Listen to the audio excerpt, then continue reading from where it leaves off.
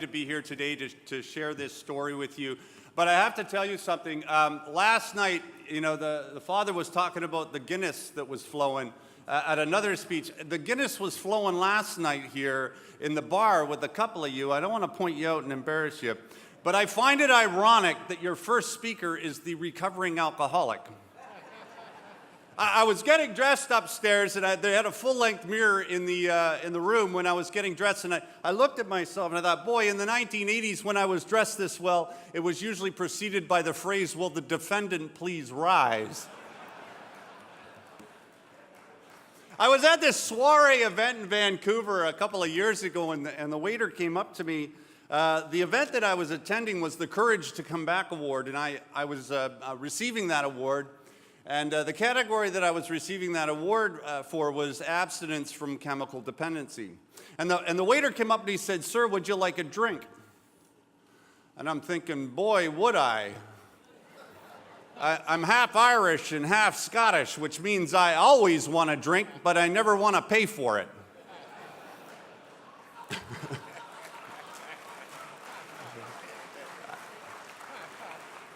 Now that I've offended everyone, so I said to the waiter, I don't want to tell him my life story. So I said, "You know, sir, I can't have a drink." He says, "Why can't you have a drink?" I said, "Well, I'm allergic to alcohol." He said, "My goodness, what kind of reaction do you have when you drink?" I said, "I break out in handcuffs." True story. Laughter is a wonderful thing, isn't it, friends? Yeah. Sometimes life is tough.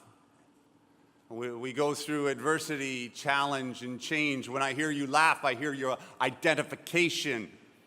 I hear audible hope. Laughter is the wonderful human tool that we get to shift the meaning of that which is going on in our life, and that gives us power to continue to move forward. I believe that inside each and every one of us is an untapped and unlimited potential. The greatest tragedy of life is not that it ends too soon, it's that we wait too long to begin it because of fear. And having that sense of humor helps us get through those tough days, because there isn't a person in this room who doesn't go through adversity, challenge, and change. We face it in our marriages, we face it in our government, we face it in our policy, we face it in our trips to the doctor's office. But having a sense of humor gives us that courage to continue. And for me, that's so important. In 1989, that was a picture of me.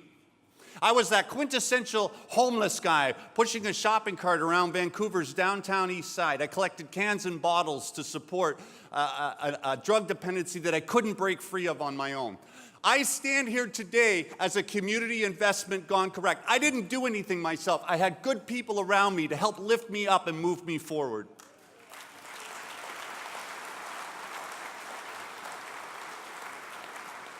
There's an illusion that we live in this world, that we're an island, that we're alone, and we're not. We're community, and that's what we're meant to do, is to serve our brothers and sisters. I think that the greatest example of a human being is when they're helping others.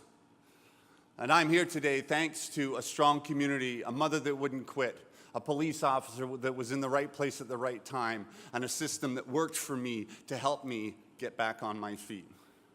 I came from a very normal middle-class Canadian family. I grew up in Midland, Ontario, which is about an hour and a half north of here. My dad was a working man, and he was the only paycheck in the family. My dad was a man who built us kids up. He would say things to us like, "I love you, you can be anything."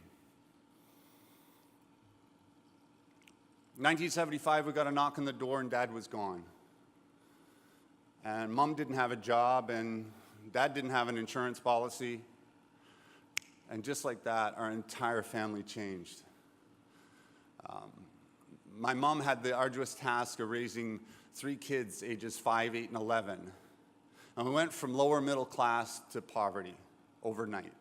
We lost that anchor, that extraordinary man in my life. And I remember going from a home that was filled with love and connectedness. So we didn't have a lot of money, but what we didn't have in material, we made up for in love and family connectedness. But now all of a sudden that safety was gone, and the fear was palpable. My mom did what she could do and remarried rather quickly. And the next man that came into my life was a violent, abusive alcoholic. And I went from a man who said things like, I love you, you can be anything, to a man who would say things like, you're stupid, you're dumb, and you'll never amount to anything. And at a very young age, I had cracks in my self-worth. If you can get a child to believe a lie about who they are, you can control their destiny. And I believed the lie. And so at 9 years old, wanting to fit in so badly, I sacrificed the difference between right and wrong, and I experimented with drugs for the first time. And I went home under the influence, and I remember the chaos that was my home life. For the first time, it was bearable. I felt safe in that bubble of being high. And it was a way that I began to cope for the next 15 years of my life. At a very young age, I feel like I didn't fit in. I was bullied in school. And so I ran to that comfort and that protection. It was the only way that I knew how to cope. The problem is that as my life unfolded, it began to get worse and worse. And by the time I was 15 years old, I was non-compliant at home. My stepfather and I just fought constantly. And at 15 years old, I left home. I represented one of 67% of young people in Canada that ends up being street involved because they can't get along at home. I was a good kid. It was just a bad home. I had all the possibility in the world, but I couldn't live there anymore. And at 15 years old, I didn't have the skill set to manage my own life and be out of the house. I didn't know how to do laundry or cook or clean. I certainly wasn't employable. And by the time I was 16, I left school. And I began bumping around the streets of Barrie, Ontario. Around my 18th birthday, I'd made a series of mistakes, and I decided to leave this area. I came down here to Toronto, and I got on a Greyhound bus, and I headed to Vancouver. That time was 1986, and the World's Fair was on, Expo. And I thought, I'll go out to Expo, I'll get a job, and I'll start fresh. Like many kids, I was naive. And I hit the streets, and I had no idea what was waiting for me in a big city. I was a small kid from a small town. What happened over the next several months and years is my life completely unraveled. I got involved in heroin and abject poverty and homelessness, and in 1989, you would have seen me pushing that shopping cart. I had matted hair, and I mumbled to myself, and I would have challenged your belief on what's possible. I would have challenged your belief that Joe could transform. But the thing that we invest in young people, the thing that we invest in the future is possibility, not probability. See, my likelihood of success was very low probability, but the possibility was always there. Great leaders, great innovative thinkers, people that inspire us on the planet, who have lived, they stand for a possibility. They see something in the world that isn't and then begin moving towards it. And they don't always achieve their goal, but they have the courage to shoot high and then try and manifest that possibility. Great coaches, if you've ever had one in your life, or a great leader, they saw something in you and they drew it out. That's what I believe great leadership is leading possibility. 3 days before Christmas, 1989, I walked into a bar and I did the unspeakable. I sold the boots off my feet to survive. I was caught in this trap of addiction.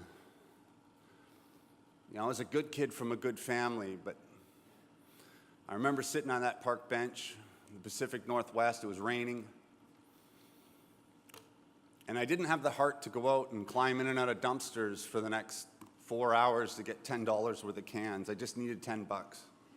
I was beginning to descend into the darkness of opiate withdrawal. And the only way that I can describe that to you is it's like the worst flu you've ever had, except you're armed with the knowledge that $10 will make it go away. And you begin to understand the vicious cycle. I knew inside myself there was something more, but I couldn't get there on my own. I walked into the bar. I walked out without my shoes, and I walked down East Hastings, the poorest postal code in Canada, completely broken as a human being. And I had one of those dark moments in my life where I considered not being on this planet anymore. But the cool thing is is there is always hope on the other side of those dark days. And in that moment of brokenness, I did something that I hadn't done very often. I reached out and I said a little prayer. And I asked God for help. And the prayer went something like, God, help me. I need a second chance. I know there's something more in me, but I can't get there on my own. Please, if you give me a second chance, I promise I'll make the most of the opportunity. And the second promise I make is that if you do give me that opportunity, I promise I will do something to pay it forward. The next day I walked into a Salvation Army soup kitchen where they knew me real well, and they said, what can we do to help you? And I said, I want to call my mom. My mom and I had always had this very strong relationship, but Mom was tough. And she had told me a few years earlier, she said, son, I love you, but I can't watch this anymore. If you're going to continue to ruin your life, you're going to do it on your own. Don't call me unless you want help. I know today that that was one of the hardest things that Mom ever had to do. I kept Mom awake many, many nights, worried about where I was. I called my mom and I said, Mom, I want to come home. And she said, okay, son. She came down here to Toronto. She jumped on a plane. She flew out to Vancouver. And 2 days later, she met me on that street corner. She hugged me. She gave me a kiss. I was about 160 pounds. I was at death's door. And she brought me back here to Ontario. You know what keeps me awake at night, friends? How many great kids and communities throughout Canada and the United States who come from impossible environments. Kids that get kicked in the teeth before they learn how to walk. And they don't have my mom. They don't have anybody. Not one champion to say, I believe in you.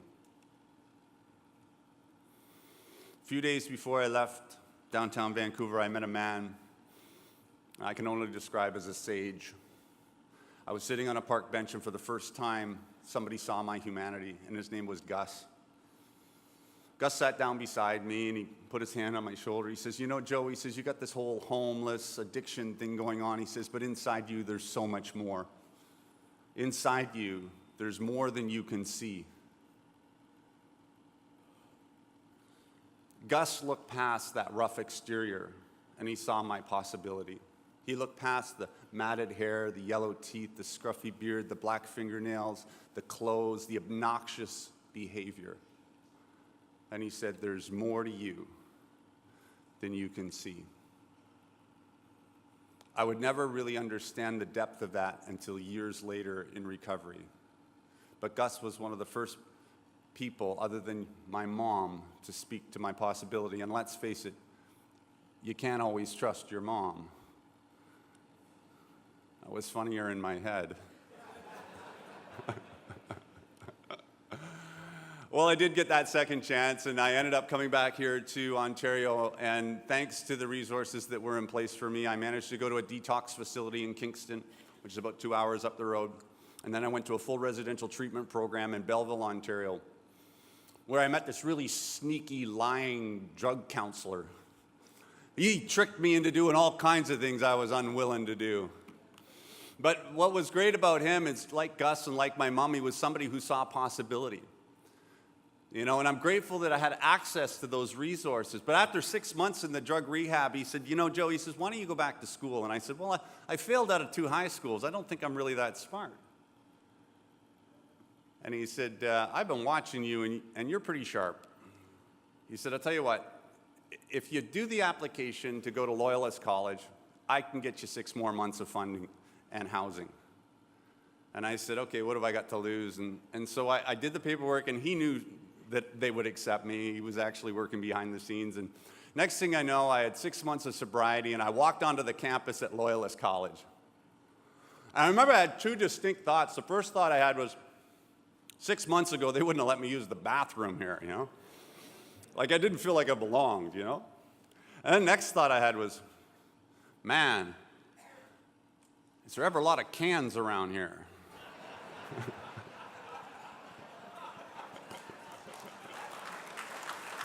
Yeah. I still see them everywhere. I don't pick them up as often anymore. Something wonderful happened for me in college. You know, I'm a byproduct of about 5 or 6 really great mentors. People who helped me along the way, gave me something that I needed to get the ball down the field. You think about your life, those anchors, those mentors, those people that were there. 2 of those for me were teachers, and they began to work with me, and I confided in them and I let them know my story, and I kept my cards very close back then. And they worked with me. And after 3.5 years, I walked across a stage much like this, with my mom sitting in the front row. They called out my name. They said, Joe Roberts, Dean's List. I graduated college with a 3.94 GPA.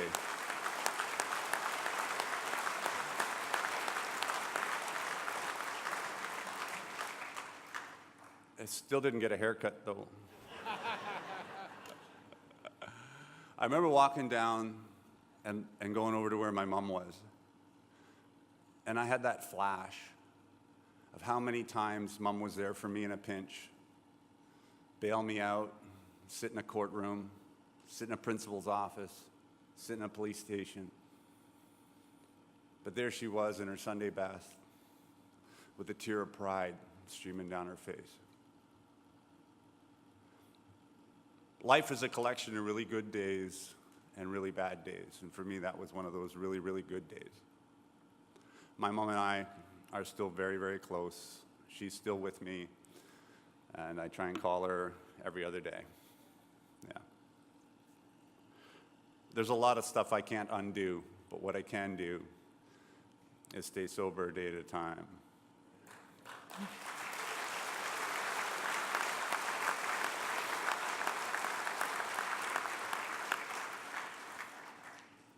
I went out into the business community, and the kid who thought he was dumb, the kid with a bunch of baggage, the kid with a wreckage past, put his head down and began working. And I started working, and I started working, and I had a penchant for sales. I did well in business. I had the gift of gab. I had a high level of empathy. I had all these transferable skills from the streets.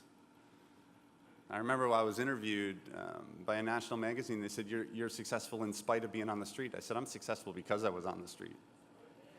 You know.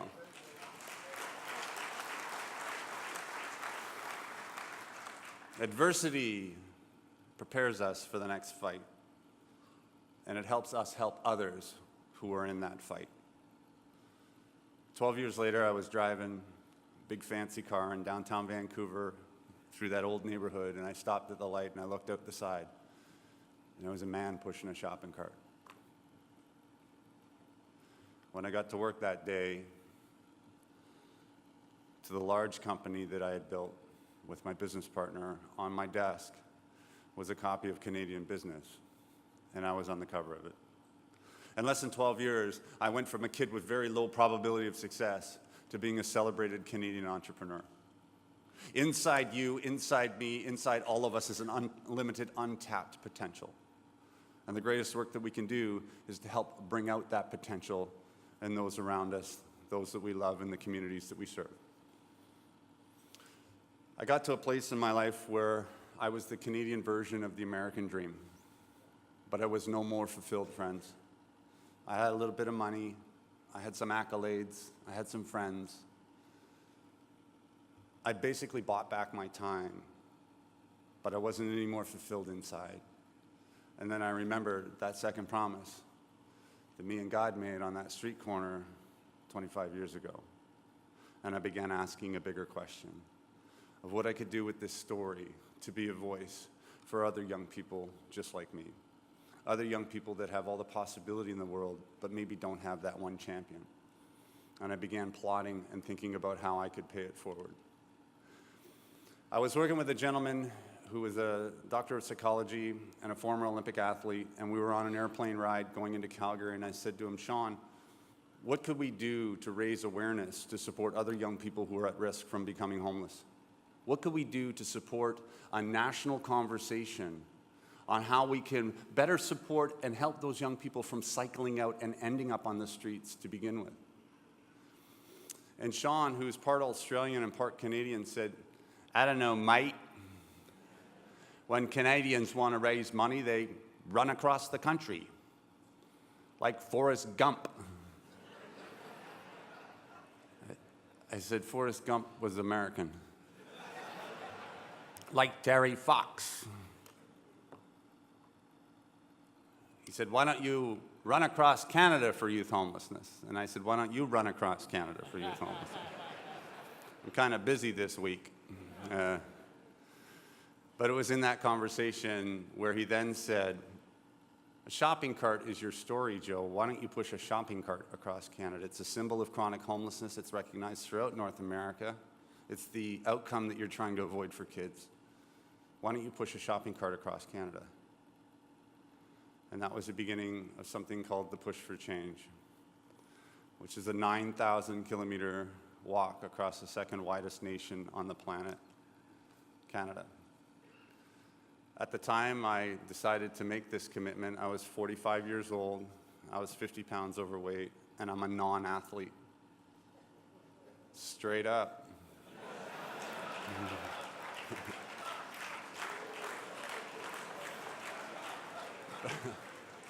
But I'm a possibility thinker. That's right.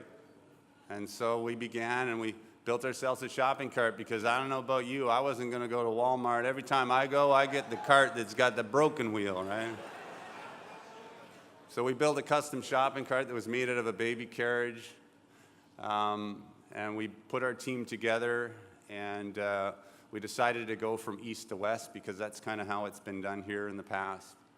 And on the 1st of May, with an assembled team, I headed to this spot, which is Cape Spear, Newfoundland, the most easterly point of North America. And I began walking 157 days ago.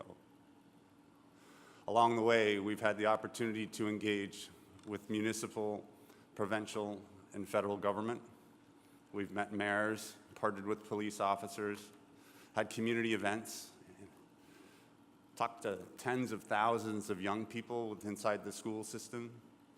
Yesterday, I spoke to 4 different schools and inspiring those little minds to make good choices and to avoid the pitfalls that wait. Our goal is to raise 50 cents from every Canadian and support youth homeless prevention models. But we're also connected and plugged in to international organizations called Away Home America, Away Home Canada, and Away Home Europe and Away Home Australia, where we can take the thought leadership and the programs that we build and share it around the developed world to create right practices and data-based research that helps us support the prevention, reduction, and end of youth homelessness. We need to help the emergency services sector, and the best way that we can do that is by working on either side in prevention models and housing first initiatives. Because if we don't, we continue to see that emergency services sector buckle with the amount of people that continue to come their way. We began sharing this message with friends all over Canada and the US and talking about what we needed, and one of the very first friends that I met was Manny Sforza, who's in the room here today, Brother Manny. I met at the IFPBE conference in Victoria 2 years ago, and he introduced me to Bob from 113, and one of the very first groups that supported us were the members of the ATU. From there, yeah.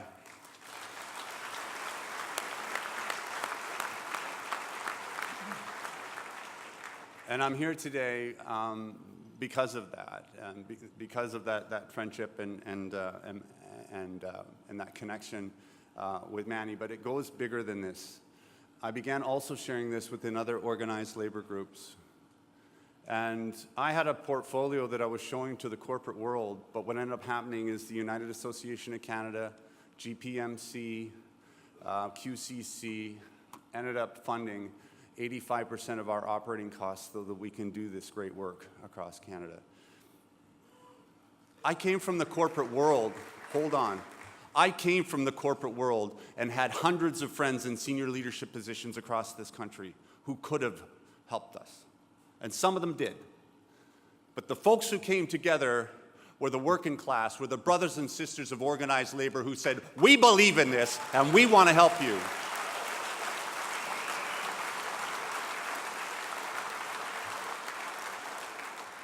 This short little video is some fun and some slides that we've collected over the last 157 days. Cue video.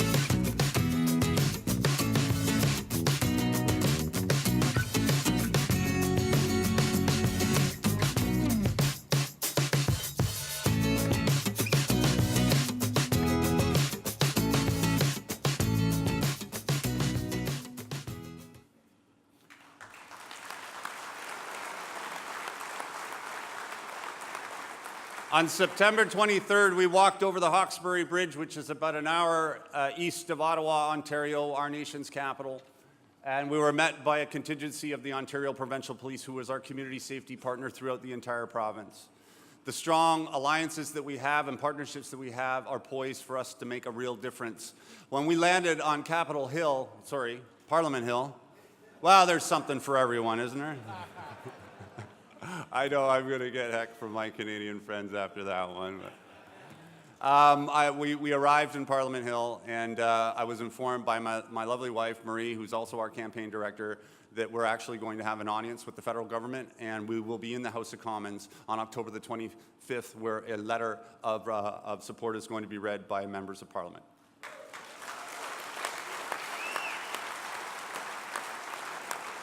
When I came across the bridge into Ontario, I was met by probably the most famous hockey dad on the planet, Mr. Walter Gretzky. And we received a generous donation from the Wayne Gretzky Foundation. And walking alongside Walter Gretzky and Commissioner Vince Hawkes from the Ontario Provincial Police, I thought I'd take the opportunity to ask Mr. Gretzky some life advice. And I said, Walter, what one piece of advice would you give a young person growing up in today's world? And he said to me, don't quit.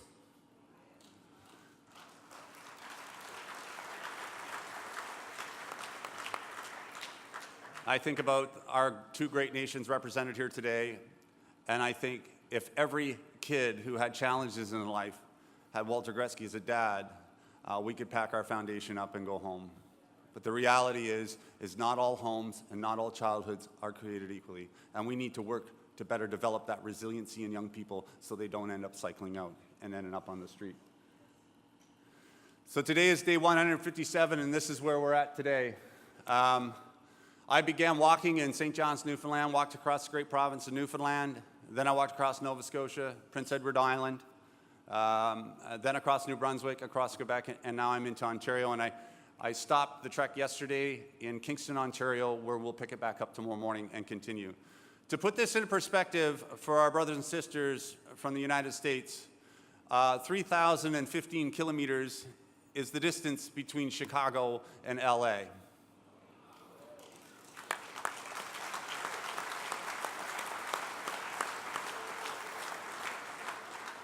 I have another year to go, and before I'm done, I'll walk that again twice.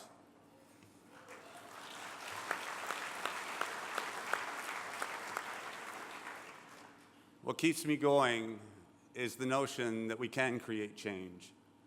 And when I look into the eyes and hear the stories of young people, to hear their challenges with mental health, with early childhood trauma, with family violence, and generational poverty, I'm reminded that there's a lot of work to do, and I continue to move my feet forward whether it's snowing or raining or whether my muscles hurt.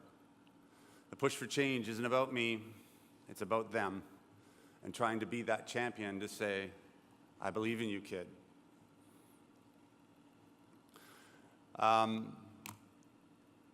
In closing, I just want to say that, not everybody has to walk across a country to push for change. I want to challenge each and every one of you in this room to face the challenges that you will go back to or that you may be struggling with right now, and understand that inside you is an internal resiliency that you can tap into. Whatever adversity and challenge and change you are facing right now, you have the ability to overcome, but we need to connect with each other in order to do that, because sometimes the stuff that we need is out of our sight.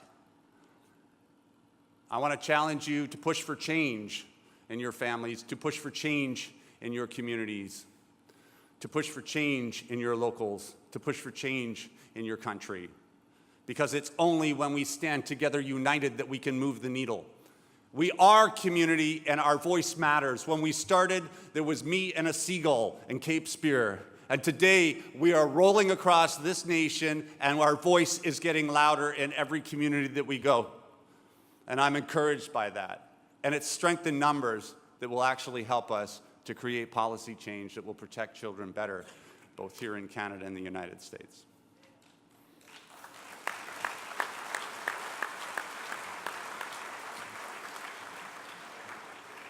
Gus said to me, there's more to you than you can see, and Gus was right. There's more in each and every one of us than we can see, and so I will leave you with this. He picked up a can and continued his walk. This man I saw today. With dirty hair and layered old clothes, he reeked of dreams decayed. With broken tooth and crackled smile, he mumbled for some change. I passed him by, this kid I saw, picking through garbage today.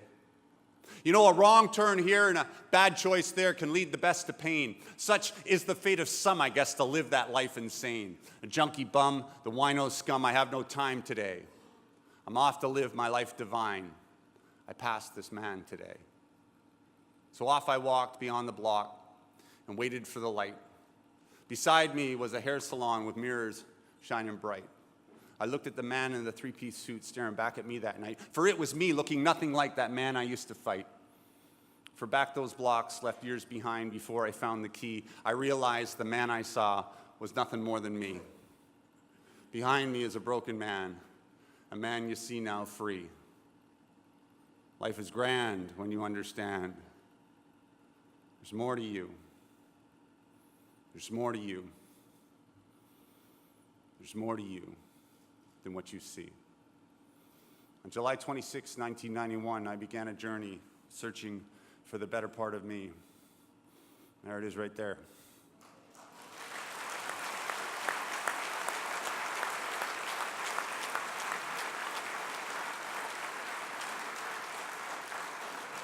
I'm on a mission to do more of this across this country and across the United States and around the world. The Father opened up with one of my favorite parables from the Bible, and that's the parable of the Good Samaritan. And in as much as we learn what it is that we need to do to support people who are on the street and struggling, to not walk past them, we fail to ask the question of what happened to that man. What happened to that man who was gifted the kindness, who was taken to the hotel, whose bills were paid, whose wounds were treated? I'm that man, and I'm here today thanks to 10,000 contributors just like you. God bless. Thanks.